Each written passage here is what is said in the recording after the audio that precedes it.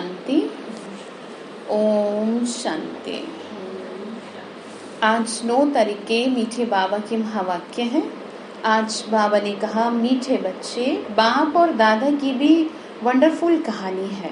बाप जब दादा में प्रवेश करे तब तुम ब्रह्मा कुमार कुमारी वर्षे के अधिकारी बनो। बाबा ने कहा, बिना ब्रह्मा बाबा के कैसे तुम्हें कुछ मिले, माध्यम तो बनाएंगे ना किसी को। तो प्रश्न है, निश्चित ड्रामा को जानते हुए भी तुम बच्चों को कौन सा लक्ष्य अवश्य रखना है। बाबा कह रहे तुम्हें पता है ड्रामा निश्चित है, तो तुम क्या करो, कौन से लक्ष्य में रहो। बाबा बोल रहे हैं आंसर है पुरुषार्थ कर, गैलप करने का, अर्थात विनाश के पहले बाप की याद में रहे कर्मातीत बनने का लक्ष्य अवश्य रखना है। कर्मातीत अर्थात आयरन एज से गोल्डन एज बनना। क्या कह रहे हैं?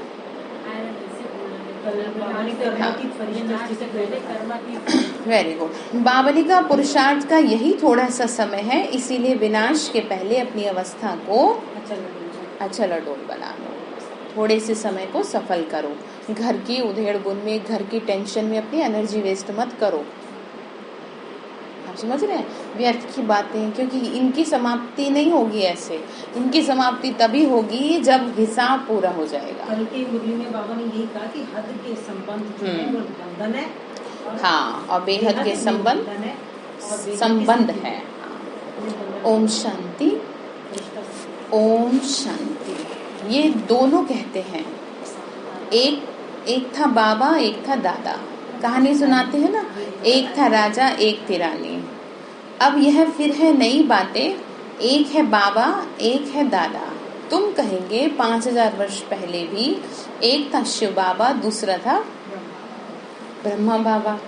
अब शिव के बच्चे तो सब हैं, सभी आत्माएं एक बाप की संतान है। वो तो है ही। ब्रह्मा के बच्चे ब्राह्मण भी थे। प्रजापिता ब्रह्मा की संतान ब्रह्मा कुमार कुमारियां थे। उनको कौन पढ़ाते थे? शिव बाबा। बाबा ने क्या कहा, कौन पढ़ाते हैं उनको? माध्यम किसका ले रहे? हाँ, प्रजापिता ब्रह्मा के ये ब्रह्मा कुमार कुमारियां ढेर बच्चे हैं ना। ब्रह्मा कुमार कुमारियां मानते हैं बरोबर हम शिव बाबा के बच्चे भी हैं, पोत्रे भी हैं।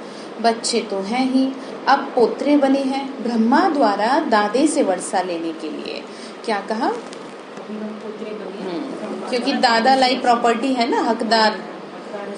हाँ, तो बाबा ने कहा यहाँ पर भी दादा लाई प्रॉपर्टी, यानी शिव बाबा से मिलेगा सब कुछ।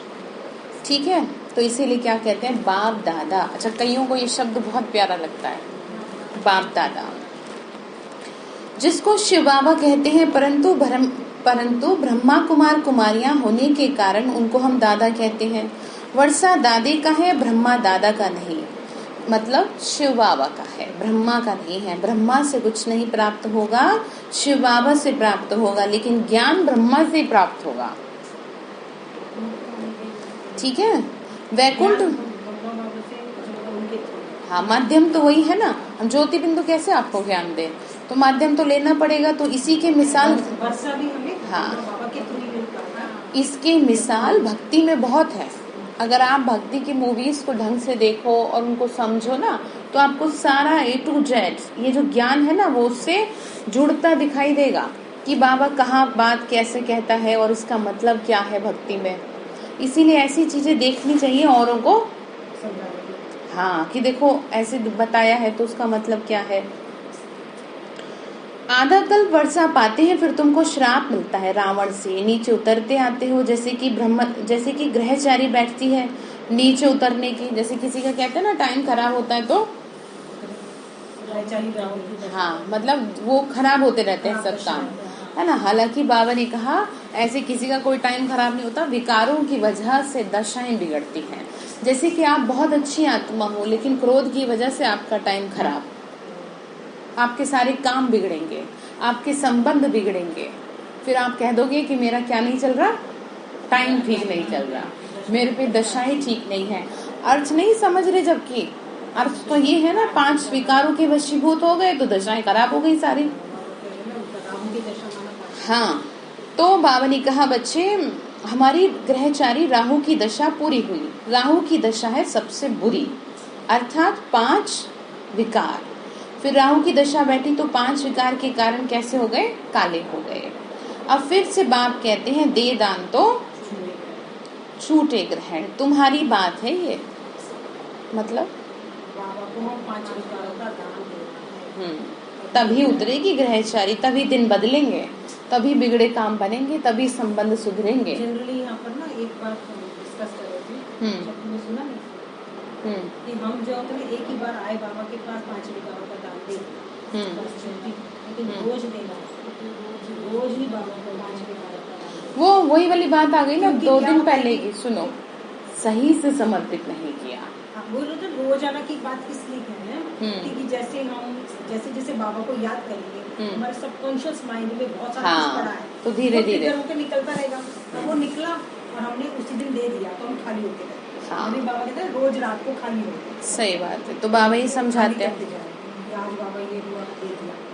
बाबा ने कहा बच्चे तुम्हारी तो बात है। उन्होंने फिर सूर्य चंद्रमा का ग्रहण समझ लिया, सोचते हैं इनके ग्रहण, इसीलिए फिर पूजा करने लगते हैं। तो जब ग्रहण लगता है तो दान मांगते हैं। यहाँ बाप तुमको कहते हैं 5 विकारों का दान दो तो ग्रहचारी उतर जाएगी। इन विकारों से ही तो तुम पाप आत्मा बने हो। मुख्य है देह विमान।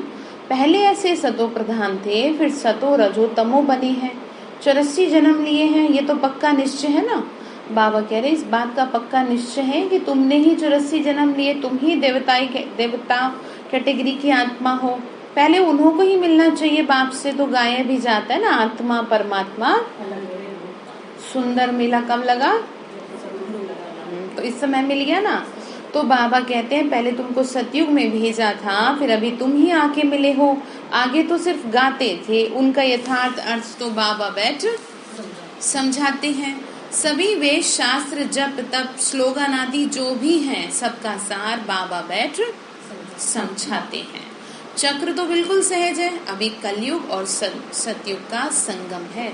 बाबा कह रहे सृष्टि चक्र को समझने में कोई ऐसी परेशानी है नहीं, बहुत अच्छे से क्लियर बाबा ने बता रखा है। लड़ाई भी सामने खड़ी है, ये भी तुमको निश्चय है। सतयुग की स्थापना होती है। कलयुग में जितने भी हैं उन सबके शरीर क्या हो जाएंगे? खलास हो जाएंगे।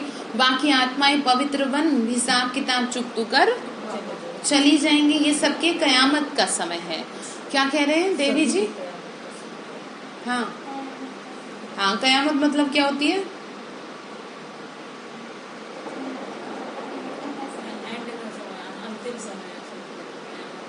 बताओ। विनाश का समय। सिंपल है, कुछ नहीं है इसमें। ठीक है, बाबा ने कहा सभी की मृत्यु का समय है, कयामत है ना। अवस्था को पाए तब तक संगम पर खड़े हैं। एक तरफ है करोड़ों मनुष्य, दूसरी तरफ सिर्फ तुम थोड़े से हो। तुम्हारे में भी कितने हैं जो निश्चय बुद्धि होते जाते हैं। निश्चय बुद्धि विजयंती, फिर जाकर विष्णु के गले की माला बनेंगे। बाबा ने क्या कहा? कौन बनेगा माला? नहीं, कौन आएगा? निश्चय बुद्धि विजय। तो विष्णु के गले में जो माला दिखाई है वो उसी बात का प्रतीक है। एक है रुद्राक्ष की माला, दूसरी है रुंड माला। उस रुंड माला में छोटी छोटी शक्ल होती है, ये है निशानी। हाँ, तो हम आत्माएं ही आकर फिर बाप के गले की माला के दाने बनेंगे। फिर यहाँ आएंगे नंबरवार। माला 8 की भी है, 108 की भी है, और अब आप देख लो आपको कौन से में आना है। लक्ष्य रखना चाहिए 108। वही तो कह रही हूँ। अब आप देखो, आप जैसी मेहनत कर रहे हो क्यों नहीं कर सकते? बाबा ने तो अभी डिक्लेयर ही नहीं किया। बाबा ने तो अभी तक कुछ कहा ही नहीं। अब आप ऐसे समझोगे तो कभी कुछ कर ही नहीं पाओगे। लक्ष्य रखेंगे तभी तो लक्ष्य आएंगे फिर वो। ठीक है।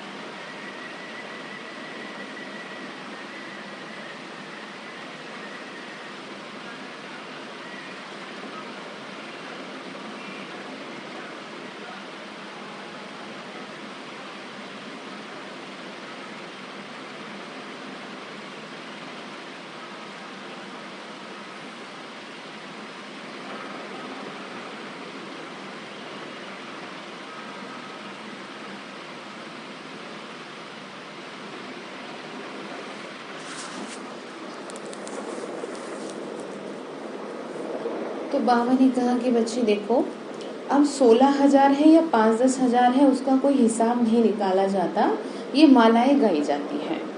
बाबा कहती हैं ये सब तुम क्यों विचार करते हो, जितने भी राजाएं कल्प पहले सतयुग त्रेता में बने थे उतने ही बनेंगे। 100 बने या 200-300 बने, ये पूछना नहीं है। तो बाबा कहते हैं तुम जितना नजदीक आते जाएंगे ये सब समझ जाएंगे। आज हम यहाँ हैं, कल विनाश होगा, फिर सतयुग में थोड़े से देवी देवता होंगे, तो बाद में वृद्धि को पाते हैं। सतयुग के आसार भी दिखाई पड़ते हैं, बाकी लाखों जाकर रहेंगे, फिर लाख रहे व 9-10 लाख रहे, एक्यूरेट नहीं रह सकते। बाबा ने कहा डिपेंड करता है जैसा पुरुषार्थ, उसी हिसाब से आत्माएं निवास करेंगी। हाँ, तुम सब एक्यूरेट संपूर्ण बनने के लायक बनेंगे। बाबा ने कहा कंप्लीट होंगे तुम। अभी कैसे हैं, अभी तो कुछ नहीं कहा जा सकता। अभी बनाता है वो कंप्लीट, फिर वापस गिर जाते हैं। इससे आपको साफ सुथरा कि आप बार बार गंदगी में पैर डालो, तो इसीलिए आपको कोई टाइटल नहीं दिया जा सकता। जैसे बाबा कितना कर रहा है मुरली में, ऐसी ऐसी बातें बाबा हम बच्चों को कह देते हैं कि सोचो जैसे एक पिता पीछे से डांट रहा हो खड़े होके कि तुम्हें कल ही तो समझाई थी ये बात, तुम ऐसे मत करना, फिर भी कर दी। इसीलिए बाबा ने कहा ब्राह्मणों की क्या नहीं बनती। तो तब तुमको और जास्ती साक्षात्कार होगा। बाबा ने कहा जब तुम लायक बन जाओगे, अभी तो बहुत कुछ समझने का समय पड़ा है। मुरलियों में बाबा रहस्य खोलते हैं, 7 दिन के कोर्स में कोई रहस्य नहीं खोल सकता। वो तो सिर्फ एक क्या होता है, ऊपर ऊपर से ओवरव्यू होता है, इंट्रोडक्शन हो गया कि ये ज्ञान क्या है ना। तो बाबा ने कहा अभी तो बहुत कुछ समझना है, तो इसीलिए कहते हैं मुरली सुनो। लोग भले कई कह देते हैं, जैसे जैसे पुराने हो जाते हैं तो बातों बातों में कह देते हैं क्या सुने, बाबा तो एक ही बात कहते हैं तो अब डैश डैश, तो ये कितनी बुरी बात है। वो बात नहीं है, तो कह रहा है बार-बार वो भगवान का अपमान है कि कोई आपसे रोज बैठ करके आपको समझाए और आपको क्या समझा रहे हो आप, मुझे सब पता है। जैसे आपके बच्चे कहते हैं आपको कैसी ठेस पहुंचेगी आपके दिल को, पता नहीं क्या। हाँ, बुद्धि विज्ञान बैठा नहीं है एग्जैक्टली। अदरवाइज ऐसी बात ना करे। अगर नोट की जाए तो हर रोज बाबा नई नई बातें, और इसके जरिए तो आगे बढ़ भी नहीं पाती, स्टॉप हो जाती नहीं, सुनो वो तो जो है, और इसके जरिए तो बाबा हमें वर्तमान समय की परिस्थितियों के लिए सावधान कर रहे हैं। कुछ समझ नहीं क्या होगा, हाँ, कैसे होगा बताओ। ये तो उसका लेटर है जो रोजाना हमारे पास आता है कि अब कुछ दिन बाद ऐसे होगा, जैसे बाबा ने बात करेगा भगवान हमसे, वही ठीक है। तो इस तरह से कभी नहीं कहना चाहिए, ये भगवान का अपमान होता है, ये उसकी भावनाओं को ठेस पहुंचाना है। और जब आप किसी की भावनाओं को ठेस पहुंचाएंगे तो वो आपसे बात करेगा नहीं, करेगा ना। तो ऐसे ही तो बाबा ने कहा बच्चे देखो बहुत साक्षात्कार करते रहेंगे, लड़ाई की तैयारी भी बहुत होती रहती है, सब चीजें महंगी होती जाएंगी।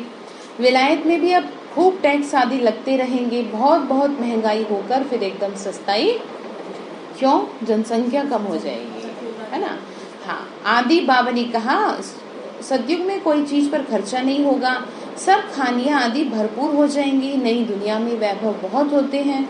लक्ष्मी नारायण के पास बहुत वैभव थे ना, श्रीनाथ के द्वारे में मूर्तियों के आगे कितने वैभव का भोग लगाते हैं, देखा ना आपने। बालाजी मंदिर में भी 56 प्रकार के भोग लगते हैं। सोचो आप, घरों में तो खैर इतने नहीं लगते होंगे, वो कभी कभी होता होगा। हाँ, लेकिन मंदिरों में तो अगर आप जाओ सालासर, मेहंदीपुर, अक्सर भोग लगते हैं देसी घी के। और वो भी घरों में ना तब लगते हैं जब कोई ना कोई ओकेजन होता है, फंक्शन होता है, फ्री में नहीं लगाते हैं। स्वार्थ की दुनिया कैसे भगवान को खिला देगी निस्वार्थ।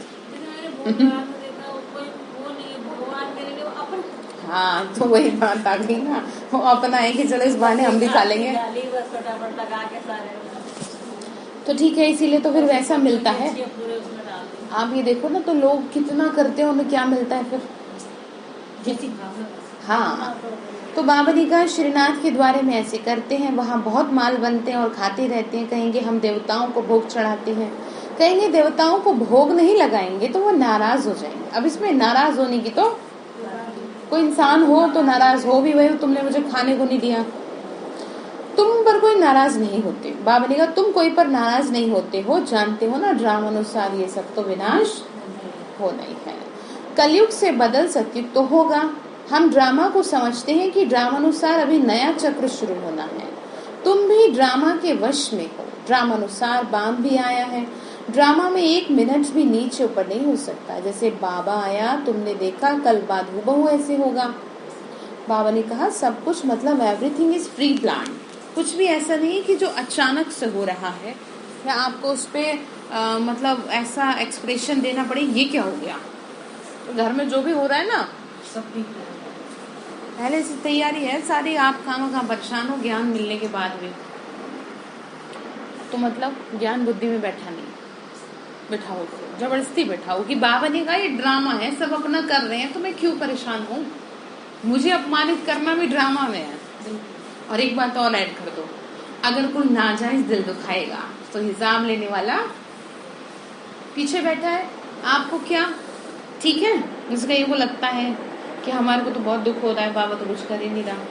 तो ये बात भूलनी नहीं चाहिए आपको। आप ना कष्ट तभी तक पाओगे जब तक आप मोह में हो। ज्ञान जब तक पूरी तरह हाँ, माँ को दुख कब होता है बच्चे की कुछ गलत हरकत पे, जब उससे क्या होता है, मोह होता है। और जब वो नहीं होता उससे मोह, तो फिर उसको कोई फर्क नहीं पड़ता। ठीक है, जो रहे जहाँ रहे जैसे रहे, बस सही रहो तुम, ठीक है, तो दुख नहीं होगा उतना। तो बाबा बस ये समझा रहे हैं। बाबा ने कहा ड्रामा में 1 मिनट भी नीचे ऊपर नहीं हो सकता। जैसे बाबा आया, तुमने देखा, तो वैसे ही वापस एज इट इज होगा। अभी तुम बच्चों की बुद्धि में है ना, बरोबर विनाश सामने खड़ा है, अभी तुम गैलप कर रहे हो। जानते हो बाप को याद कर हमको कर्मातीत अवस्था को जरूर पाना है, अर्थात आयरन एज से गोल्डन एज बनना है। अभी अगर पुरुषार्थ नहीं करेंगे तो पद भ्रष्ट हो जाएगा।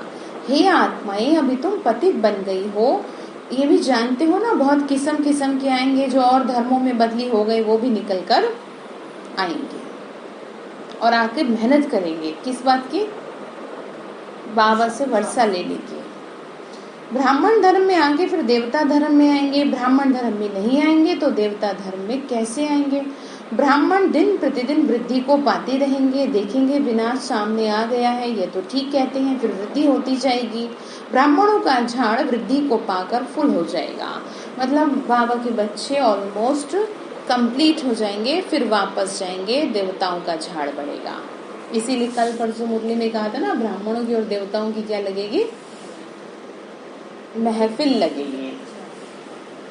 ब्राह्मण देव है, हाँ ठीक है, कोई बात नहीं। अच्छा, वो हम कहते जो ड्रामा है ना, कर्मों के हिसाब किताब का खेल है। यही तो बोली थी आपको भी। आप बोले कर्मों के हिसाब के, मैं ये बोला ना आपने ड्रामा बाबा ने क्यों बनाया, तो यहाँ पर हम कंफ्यूजन हो रहा है। ड्रामा क्या है ये भी, ड्रामा क्यों बनाया ये भी क्लियर नहीं हो रहा। चलो बाद में बताते हैं, बाद में करते हैं, ठीक है। तो बाबा ने कहा देवताओं का झाड़ बढ़ेगा। तो अभी तुम संगम पर राजयोग सीख रहे हो, इस संगम को क्या कहा जाता है बताओ। कल्याणकारी योग। बाबा ने कहा संगम का ही गायन है, ज्ञान सागर का मेला दिखाते हैं, वो सब है भक्ति मार्ग का, ये है ज्ञान सागर, और ज्ञान सागर से निकली हुई ज्ञान गंगाएं। वास्तव में ये है पतित पावनी गंगा है। फिर गंगा में स्नान करने ही आते हैं। ये नदियां तो सतयुग से लेके चलती आती हैं। आजकल तो नदियां भी कहाँ कहाँ डुबो देती हैं। देखो एज इट इज, देख रहे क्या क्या हो रहा है, अब बिल्कुल अपने लेवल के ऊपर आ चुकी है। जा रहे ना कितने गांव, क्या नहीं हो रहा। प्रकृति भी तमो प्रधान, सागर भी तमो प्रधान। सागर थोड़ी सी उछल खाएगा तो सब कुछ खलास कर देगा। सतयुग में सिर्फ हम थोड़े ही भारत में रहते हैं, यमुना के कंठे पर। दिल्ली परिस्तान भी थी, फिर बननी है। सतयुग में थोड़ी ही जीवात्माएं रहती हैं, फिर धीरे धीरे आते हैं। अभी है कलयुग का अंत, कितने ढेर मनुष्य हो गए हैं। बेहद का नाटक है जिसको अच्छी रीति समझना है। भले कोई अपने को एक्टर समझते भी हैं, परंतु कल्प 5000 वर्ष का है, ये किसी को पता नहीं है। बाबा ने कहा भले समझते तो हैं कि हाँ हम दुनिया में खेलने आए हैं, अच्छा कहते हैं लोग, लेकिन टाइम ड्यूरेशन क्या है, मतलब जो कितना टाइम है वो नहीं जानते। कहाँ 84 जन्म, कहाँ 84 लाख। अभी तुम रोशनी में हो, किसमें है, अर्थात तुमको बाप से वर्षा मिलना है। बाबा कहते हैं बच्चे मन मना भव, बाबा को याद करो। क्या कहते हैं? बाबा को याद कैसे करते हैं? और ढंग से बैठ के बाबा को याद करते हैं ना। तो बाबा ने कहा मुझे याद करने के लिए तुम्हें सही पोजीशन भी लेनी पड़ेगी। भगवान के सामने बैठने के लिए क्या होने चाहिए? क्या होने चाहिए? मैनर्स होने चाहिए। क्यों? पूछो क्यों? आप कोई मनुष्य, कोई अच्छा मतलब वीआईपी हो या कोई भी आदमी आ जाए मतलब थोड़ा बड़े लेवल का, तो आप कितना तमीज से बैठते हैं। कोई बात नहीं, एक जनरल बात कर रहे हैं। जैसे किसी के शरीर में दिक्कत है तो ठीक है, मैं एक आपको ये सिखाना चाह रही हूँ कि वो आपके सामने बैठा है, उसकी प्रेजेंस फील करो। आप उसके सामने बैठे हैं, ठीक है, तो कितना मैनर से बैठते हैं। और भगवान के सामने कोई लेटा रहता है, कोई ऐसे झुका रहता है, कोई सो रहा है, कोई कुछ कर रहा है, कोई कैसे पैर फैला के बैठा है, कोई कैसे कमर लटका के बैठा है। स्थिति में बहुत बुरी बात है ये, ठीक है। यदि पैर में दर्द हो रहा है ऐसे तो एक बात अलग है, नहीं तो भी ये देह भान में पड़ रहे हैं ना, मुझे तो अपना आत्मिक स्थिति में। हाँ, लेकिन सबके शरीर का देखो, उसमें भी इसीलिए सबके वो रखा रहता है कि आप अच्छे से उस पर पैर रख लो। क्योंकि देखो ये बाबा कहते हैं ना, क्या है ये? पुरानी जूती है, तो ये परेशान तो करेगी, लेकिन सही बैठना देवता, ठीक है। तो इन बातों, क्योंकि जो आप करेंगे वही दूसरे करेंगे। मैंने आपको बताया ना, कल के लोग ऐसे क्लास में बैठ जाते हैं कि जो बोल नहीं सकते, अब उनको समझाएं कैसे? तो बाबा समझाता है। हमें तो ये लगता है बाबा बैठा है, आप बाबा के सामने कैसे बैठो? सही से बैठो, ठीक है। आप अगर ऐसा महसूस करोगे ना, सच्ची बता रही हूँ, आपका जितनी देर यहाँ बैठोगे वो सफल होगा। और आपको, हाँ, देखा ना कैसे भक्ति में लोग कितना अलर्ट होके बैठते हैं। मैंने आपको बताया था ना, मेरी नानी जब 3 बजे उठ जाती थी, बिल्कुल ऐसे रहती थी उस टाइम। अब वो होगी 70-80 साल की, 80 से तो ऊपर ही होंगी, सोचो। उस टाइम वो ऐसे बिल्कुल स्ट्रेट होके बैठती थी, और हमसे तो बैठा ना जाए। तो आप सोचो वो क्यों ऐसे बैठती थी? क्योंकि उनकी भगवान के प्रति भावना थी, आस्था थी। बिल्कुल अलर्ट होके बैठना चाहिए। किससे मिलने के लिए बैठे हो? तभी तो आपको वो शरीर के कर्मों के हिसाब से छुटाएगा, तपेगा ना फिर ये शरीर। किसमें? जब शुरू में जब ज्ञान में चली थी, मैं भी ऐसे बैठती थी पूरा शरीर होगी, लेकिन अवस्था शरीर की जैसे जैसे वो हो जाती है, तो इसीलिए बाबा कहते हैं ना, शरीर को भी सही रखो। वो फिर भी ठीक है, जिस तरीके से बैठे हैं वो चीज ठीक है, पर ध्यान रखना आगे से, ठीक है। और ये भी ध्यान रखना, जैसे आप करेंगे आपको देख दूसरे और करेंगे, क्योंकि अक्सर लोग आपको कॉपी करते हैं। पता है आपको ये बात? मैं बता रही हूँ। नहीं, यहाँ पर भी ठीक है, क्योंकि पुरानों को सब कॉपी करते हैं, इसीलिए सिखा रही हूँ आपको। तो बाबा ने कहा कि बच्चे देखो क्या क्या हो रहा है आजकल, तो नदियां कहाँ डुबो देती हैं। बाबा ने कहा ऐसा उछाल खाएगा तो सब खत्म। यमुना के कंठे पे फिर से दहली परिस्तान बनी है। तो सतयुग में थोड़ी जीवात्माएं रहती, फिर धीरे धीरे आते जाते हैं। अभी है कलयुग का अंत, कितने ढेर मनुष्य हो गए हैं। बेहद का नाटक है ना। बाबा क्या कह रहे हैं, बच्चे, इस बेहद के नाटक में तुम रोशनी में हो, ठीक है, तो तुमको वर्षा मिलता है ना। तो बाबा कहते बच्चे मन मना भव, बाबा को याद करो। शिव भगवान वाच, कृष्ण थोड़ी ज्ञान का सागर है। ज्ञान का सागर कौन है? भगवान की महिमा में और देवताओं की महिमा में बहुत फर्क है। बाप जो नई रचना रचते हैं उनकी महिमा है सर्वगुण।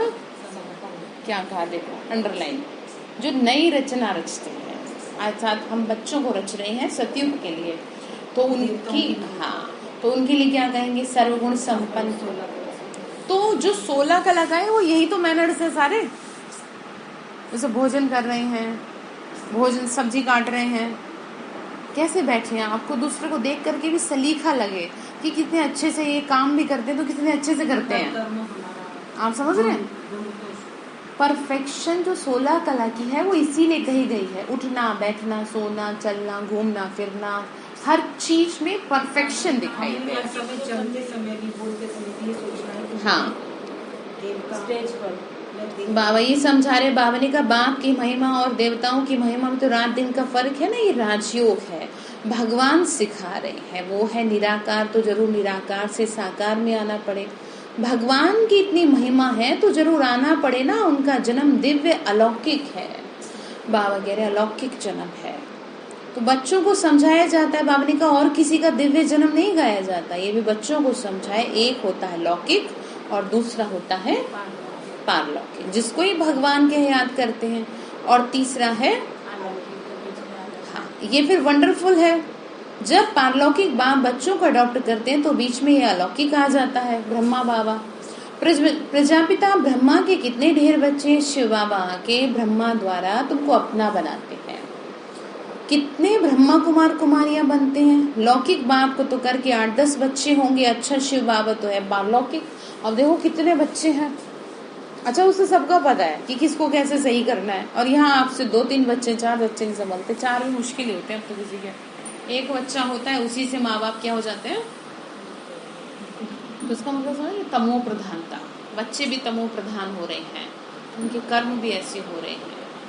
तो बाबा ने कहा देखो मेरे तो अनेक बच्चे हैं, सभी आत्माएं कहती हैं हम सब ब्रदर्स हैं। अब इस संगम पर फिर अलौकिक बाप मिला है, ये ज्ञान तुमको वहां नहीं रहेगा। प्रजापिता ब्रह्मा बाप मिलता ही तब है जबकि बाप आके नई सृष्टि रचते हैं। तो ये अलौकिक जन्म हो गया ना। बाबा बोल रहे हैं बच्चे लौकिक बाप तो सतयुग से लेके होते आए हैं, फिर धीरे धीरे समझाया बाबा ने कि पारलौकिक बाप को वहां कोई याद नहीं करता। कहाँ, वहां कौन होता है, वहां होता है एक ही बाप। बाबा ने कहा वहां होता है एक ही बाप, हे भगवान परमात्मा कहकर याद नहीं करते। कहाँ, फिर द्वापर में जब भक्ति मार्ग शुरू होता है तो हाँ आत्मा का पिता और शरीर का पिता, और संगम पर हो जाते हैं जिससे ज्ञान मिला उसको ऐड कर दो। और वैसे भी लोग कहते हैं ना कि जिसके थ्रू ज्ञान मिलता है वो भी तो पिता समान है, उसने भी तो क्या दिखाई, राह दिखाई। प्रजापिता ब्रह्मा भी अभी मिलता है, अभी तुम उनके बच्चे बने हो। क्या बने, जानते हो ये अलौकिक बाप है, अभी तुम इन बातों को अच्छी रीति जानते हो और याद करते हो। अपने को आत्मा समझ बाप को याद करो, सतयुग में याद करने की जरूरत नहीं है। बाबा ने कहा अभी कर लो, इसीलिए कहा ना कि जो बचा हुआ समय है पुरुषार्थ कर लो। सतयुग में याद करने की जरूरत नहीं है, दुख में पारलौकिक बाप का सब सिमरण करते हैं, ये तो बिल्कुल सहज बात है। सतयुग त्रेता में एक बाप होता है, द्वापर में 2 बाप होते हैं। इस समय तुम अलौकिक बाप के बच्चे बने हो, पक्का कर लो। कितने पिता हैं, ठीक है, किसी को समझाओ तो 2 ही समझा देना, लेकिन जब वो ज्ञान में है तब 3 समझाना। अच्छा 2 जो दूसरे पिता की हम बात कर रहे हैं, आत्मा के पिता के बारे में तो हर कोई आपसे कोई बहस भी नहीं करेगा, आपकी बात सुन लेगा आराम से। तो ये तो आप कर ही सकते हो, सबको ये तो बता ही सकते हो कि अरे चलो ठीक है, आत्मा का पिता तो वो परमात्मा शिव ही है, तो आप उसे पिता के रूप में क्यों नहीं याद कर सकते।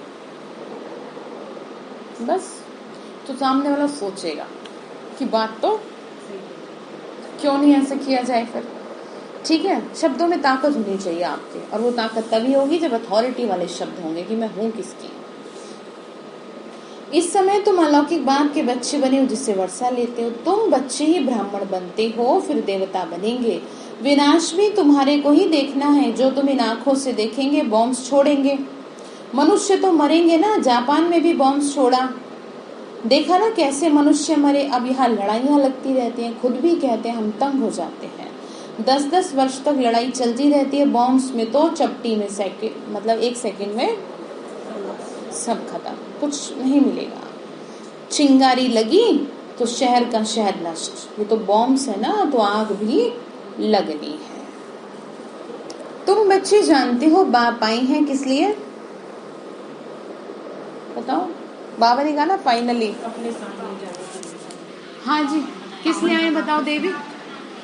और पावन बनाने के साथ साथ क्या करेंगे, पावन बना के यहाँ तो रखेंगे नहीं, यही छोड़ दें। यहाँ पिता है ना वो यहाँ नहीं छोड़ेगा, अब साथ कहाँ लेके जाएगा। और हाँ तो उस दुनिया को बनाना तो पड़ेगा, कहाँ बिठाएगा बच्चों को, कहाँ बिठाए माँ बाप, उनके लायक घर हो ना।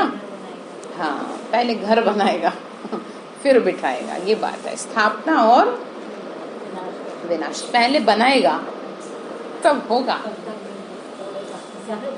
फिर नहीं तो ये हो जाएगा ना, वो तो फिर ना इधर के ना उधर के, बिठाई कहाँ इन्हें। तो जरूर ये सब होगा, पुरुषार्थ करने का अभी समय है, माया घड़ी घड़ी तुम्हारा बुद्धियोग तोड़ देती है। अर्जुन तुम अडोल स्थिर कहाँ बने हो, मतलब अभी कैसे आपकी स्थिति खराब हो जाती है जरा सी बात में, अभी आ जाए फोन, आपके चेहरे के एक्सप्रेशन बदल जाते हैं पता है आपको ये बात? हाँ, वो हो जाता है अलग। अच्छा, आपका भले आप कोशिश करोगे मैं अंदर से शांत रहूं, लेकिन वो शांति आपके चेहरे पे दिख जाती है, चाहे बात कुछ भी ना हो, आपको नॉर्मल काम के लिए जाना है। इसका मतलब क्या है, आप अडोल नहीं हो, स्थिर नहीं हो, आपको काम के लिए भी जाना है, ठीक है, शांत रहो, अपने आप चुपचाप चले जाओ। इसको क्यों भटका रहे हो? और जहाँ ये भटकी वहाँ लीकेज शुरू। और जितनी देर आपने यहाँ बैठ के तपस्या करी ना, वो 1 मिनट में क्या लीक कर दिया आपने। मतलब एक फोन की घंटी आपको डिस्टर्ब कर सकती है। अच्छा, ऐसा लगता है? और हाँ सच्ची बताए, आगे घर चल जाना है, चाबी है हमारे पास। नहीं वो सब ठीक है, जाना एक नॉर्मल बात है, फोन आना एक नॉर्मल है, लेकिन जैसे आपने बात करी ना, मैं ये समझाना चाह रही हूँ कि अडोलता नहीं है। चेहरे के एक्सप्रेशन बदल जाते हैं कई बार, नोट किए बात। हाँ, कई बार ये बात, क्योंकि भले आप ना करो, तो जरूर होता था, आपने पहले फोन आता था तो मैं डर जाती थी, अब डरती नहीं, इनके फोन की बात नहीं कर रही मैं, जनरल बात। बाकी और तो किसी के फोन की बात ही नहीं। अभी भी जैसे कहते हैं बहुत गर्म हो गया, बैग में से निकाल के हाथ में बैठ, ये भी बात नहीं कर रही, मैं आपको सिखा रही हूँ कि आप अपनी स्थिति को देखो। नहीं, मैं आपसे यही पूछना चाह रही हूँ, दूसरे को ज्यादा पता चलता हाँ, आपके चेहरे के एक्सप्रेशन बदल जाते हैं। जैसे कहते हैं ना कि कईयों के माथे में तोड़ी आ जाती है, वो तोड़ी तो है नहीं, खुद को तो पता नहीं चलता एकदम से, चेहरे की रंगत बता देती है, तो इसका मतलब अडोलता अभी नहीं। अच्छा, ये बात नहीं कि आप डरी नहीं, कोई काम के लिए भी फोन आ गया, सपोज कोई आपका वेट ही कर रहा है नीचे खड़ा हुआ, वो भी चेहरे पे नॉर्मल रहे, जैसे आप यहाँ बैठी हो ना, ऐसे ही उठ के जाओ बस, और वो होगा तब जब आप अंदर से स्थिर हो। इसीलिए बाबा कहते हैं कि अभी क्या है, डगमग है। हाँ ठीक है, मतलब अडोल नहीं है, अडोल होना है। बाबा कह रहे हैं अभी अडोल स्थिर कहाँ बने हो, कहते हैं बाबा माया के तूफान बहुत आते हैं, कोई तो सारे दिन आधा घंटा भी याद नहीं करते हैं। बाबा कहते हैं तुम कर्मयोगी हो, 8 घंटा तो ये सेवा करेंगे, 8 घंटा याद कर सको इतना पुरुषार्थ करना, याद करते रहने से ही विक्रम विनाश होते जाएंगे, इसको ही योग अग्नि कहा जाएगा। ये मेहनत है, गृहस्थ व्यवहार में रहते सिर्फ याद रखना, ये भी बाबा बताते हैं कि जिन्होंने गृहस्थ छोड़ा है, बच्चे बने हैं, वह भी इतना याद नहीं करते, घर में रहने वाले और ही जास्ती याद करते हैं। बाबा का वो मेहनत कर लेते हैं। अर्जुन और भील का भी मिसाल देते हैं ना, तो मेहनत है बाप को याद करना और चक्र को समझना। महाभारत लड़ाई भी जरूर लगेगी, सतयुग में थोड़ी लगेगी, क्या कहा, यही लगेगी। तो तुम बच्चों को क्या बनना है? हाँ जी, क्या बनना है? मुरली तो सुन लेते हो कई बार, बताओ देवी, तुम बच्चों को क्या बनना है? अंधों की लाठी बनना है, सबको रास्ता बताना है कि बाबा को याद करो और चक्र को याद करो और सुदर्शन चक्रधारी बनो। बाबा बनते हैं हम तो, तोड़ा तो नहीं ना?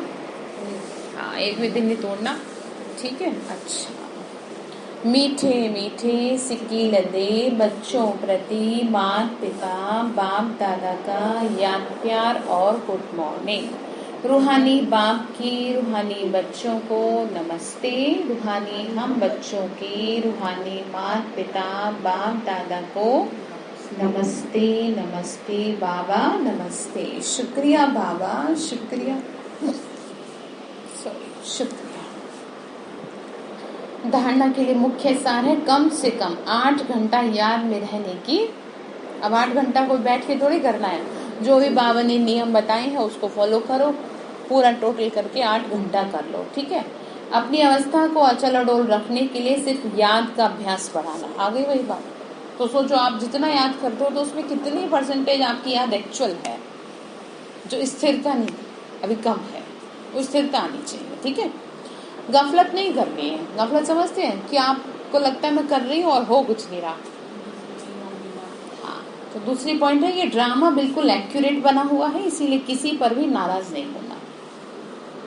लिख लो क्यों ऐसे हो रहा है मेरी जिंदगी में, तो क्या करें, नहीं तुम क्यों दिमाग लगा रहे हो, और चीजों में लगाओ। फिर निश्चय बुद्धि बनना है। कौन कह रहा है आपको ये बात?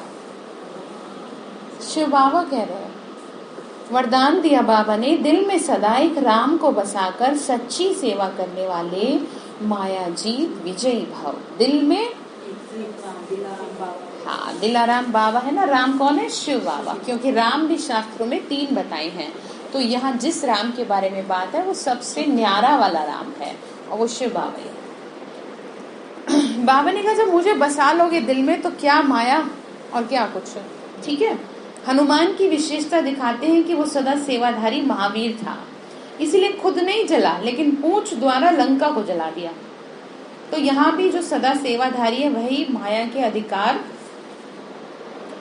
को खत्म कर देते हैं। एक सेकेंड, बाबा ने कहा हनुमान की विशेषता दिखाते हैं वो सदा सेवाधारी महावीर था। ठीक है, इसीलिए खुद नहीं जला, यानी कि जो आत्माएं सेवाधारी आत्माएं वो खुद नहीं परेशान होती, जो माया आती है, जो विघ्न आता है वो उसको परेशान कर देती है। तो पूंछ से जला दिया ना, अपनी पूंछ से। ठीक है, बावनी का पूंछ द्वारा क्या कर दिया? लंका जला दी। हाँ, लंका जला दी। इसलिए कहा ना खुद नहीं जला, मतलब आप अपने ऊपर नहीं लो ना चीजों को, आप हो करता धरता। महावीर का टाइटल जब आपको मिल गया तो आप तो ऑलरेडी इतने पावरफुल हो। तो बाबा कह रहे तो यहाँ जो भी सदा सेवाधारी है वही माया के अधिकार को खत्म कर सकते हैं। उसका हर बात में माया का आना उसको खत्म करो, क्योंकि आप महावीर हो। आपको हर बात में माया डिस्टर्ब करे जरूरी थोड़ी है। तो हमारे पर प्रभाव ना डाले। हाँ, आप उसे खत्म कर दो। हाँ, अपनी शक्ति से, जैसे उसने पूंछ से खत्म कर दिया, डिस्टर्ब नहीं हुई आत्मा। तो जो सेवाधारी नहीं वह माया के राज्य को जला नहीं सकते। सेवाधारी मतलब जो बाबा से कनेक्टेड है। हाँ, सदा सेवाधारी जो है। हाँ, तो बाबा से कनेक्टेड है सदा, तो वो सदा सेवाधारी। दिलाराम बोला ना बाबा। दिलाराम ने सदा एक राम को बसाकर, राम को अंदर में बसाया। ठीक है, वही माया के अधिकार को खत्म कर सकते हैं। जो सेवाधारी वही है, तन मन धन जन किसी भी रूप में जुड़े हैं अगर, तो सेवाधारी का टाइटल मिलेगा कि माया के राज्य को अदरवाइज जला नहीं सकेंगे। हनुमान के दिल में कौन था? तो बाप की सिवाय और कोई दिल में ना हो, अपने ध्येय की स्मृति में ना हो, तब माया जीत विजय करे। ये दोनों बातें बताई। अगर दूसरे ध्येय की स्मृति भी ना हो, ध्येय भान भी नहीं, देह भान आपको होगा तो माया को कैसे जीतोगे? अब वो जो समस्या आ रही है, सुनो ध्यान से। जैसे कोई समस्या आ गई, उस समस्या में सबसे पहले तो आपको इस बात को खत्म करना है कि मेरा इस आत्मा से सिर्फ आत्मिक संबंध है, और अगर आप उसमें अपना रिश्ता ढूंढोगे तो वो समस्या एज इट इज रहेगी। हाँ, ठीक है। तो क्या करेंगे? बाबा को दिल में समाना है। स्लोगन है, जिसे आत्मा और शरीर कंबाइंड है ऐसे आप बाप के साथ कंबाइंड रहो। कितनी अच्छी बात कही देखो, कि तुम मेरे साथ जुड़े रहो तो तुम्हारे को कोई परेशानी नहीं होगी। अच्छा, ओम शांति।